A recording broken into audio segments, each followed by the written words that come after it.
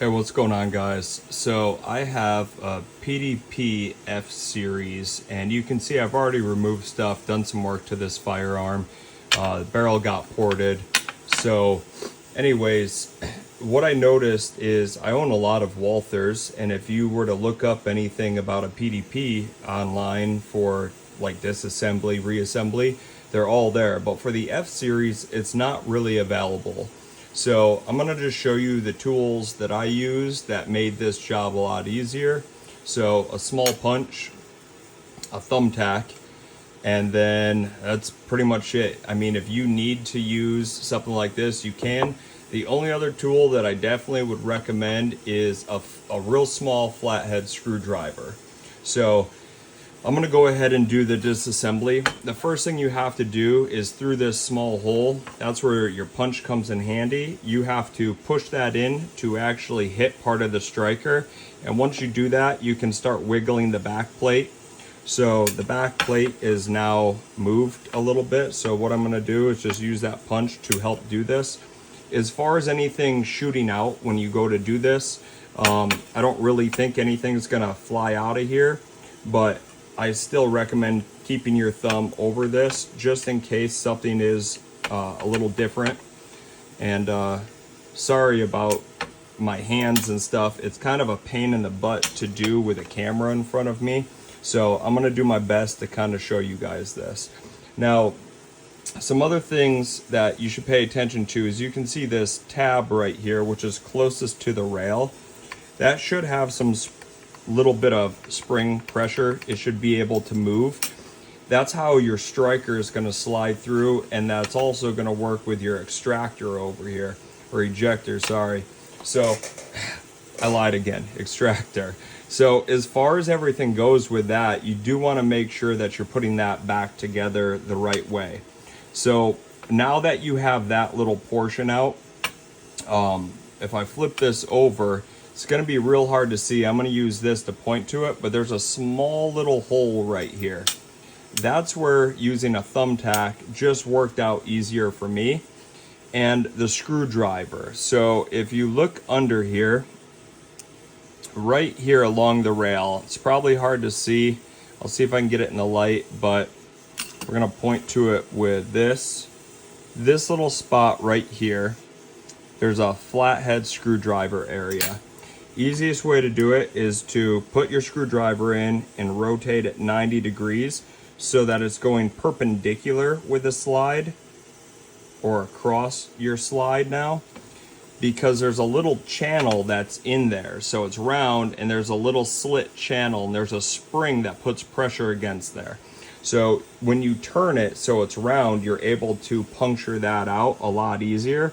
So I'm gonna just use this small thumbtack, put it up here, and when I go ahead, actually before I even do that, let's just go ahead and remove this. If we press this down, we should be able to start pulling out everything. I am going to put my thumb in the back of this, and I'm pressing that plunger so that I can just start pulling this out of here.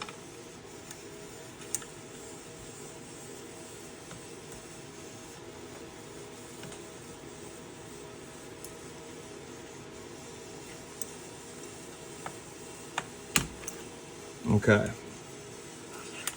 so there, now we have our striker all the way out. Inside there, you should have a fat spring that's going to go on the end of that right there.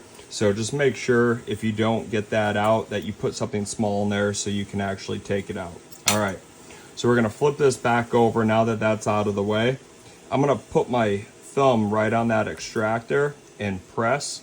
When I did that, because I rotated that around, you can see this little pin pops out really free. I'll bring this up so you can see that little slit I was talking about. It's right there. When you rotate it, that allows this part not to get caught. So if I use this little punch, I can now push it in.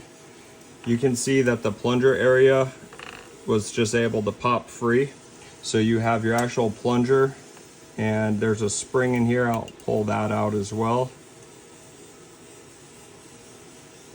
Now I'm gonna just keep pushing on my extractor as I start doing that, it's going to be kind of hard to do in video.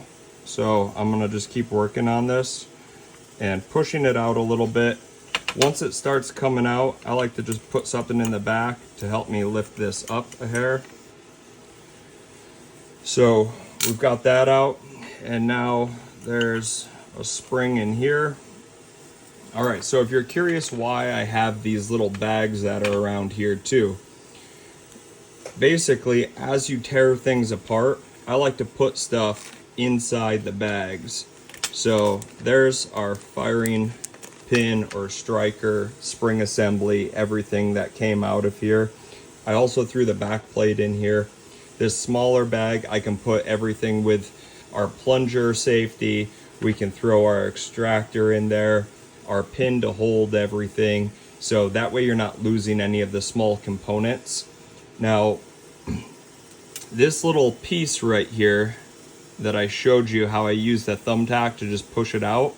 So how that works is right in here, you have this little spring, which let me put it where it actually belongs. It goes in there just like this. I'm going to switch my fingers over. You can see right up here there's a little channel that it's going to set in. So once it's in there and you press that down inside, your spring is going to move a little bit further this direction.